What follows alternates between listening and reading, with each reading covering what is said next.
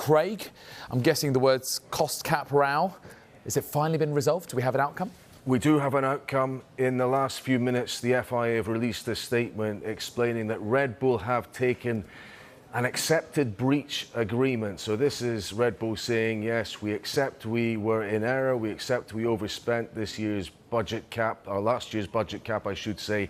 And the FIA have delivered the sanction, and it's less of a sanction than a lot of people have been talking about. Red Bull are to pay a $7 million fine for breaching the cap. They're also to pay the costs of the cost cap administration that had to deal with their particular case. That's the fine. The significant part is the minor sporting penalty they have picked up for what was a minor breach. Ultimately, they are to have their wind tunnel time for next season reduced by 10%. Now, that's rather less than a lot of people were speculating. I think Martin Brundle a couple of days ago was talking about it being a 25% wind tunnel reduction in terms of what they were going to be able to do next year.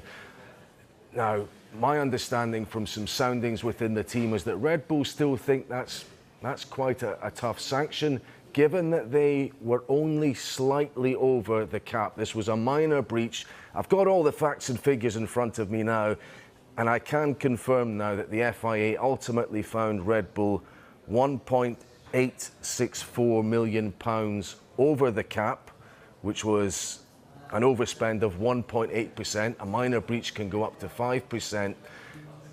They did note, however, within that, a tax accounting error by Red Bull. That's them not taking up an option of a tax subsidy they were allowed, would have actually reduced the overspend by £1.4 million.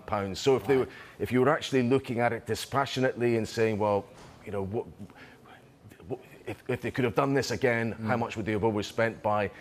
A 0.37% overspend, which is not a significant amount. And I think that's the reason why this sporting sanction is not as severe as people were speculating. Now, in the run-up to all of this, and over the last few weeks, there has been some quite strong words exchanged between the leading teams. We've had Toto Wolff weighing in on this. We had Ferrari talking about it, and then Zak Brown in this as far as Red Bull were concerned, inflammatory letter which was leaked, sent to the FIA, equating breaking the cost cap with cheating.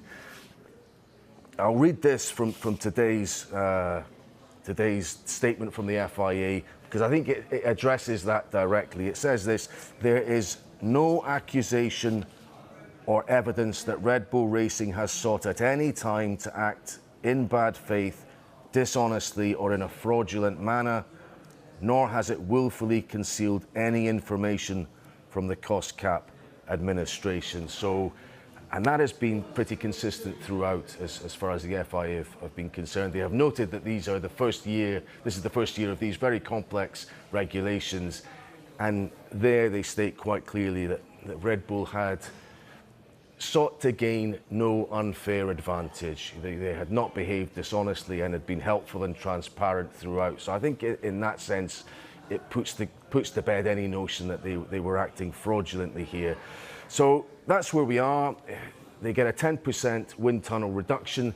As champions, constructors champions, they also get 5% less wind tunnel time than the second place team, and it goes down in increments all the way to the bottom team. So they are getting significantly less R&D time next season, which is what these regulations were meant to try and engineer, to bring the field closer together.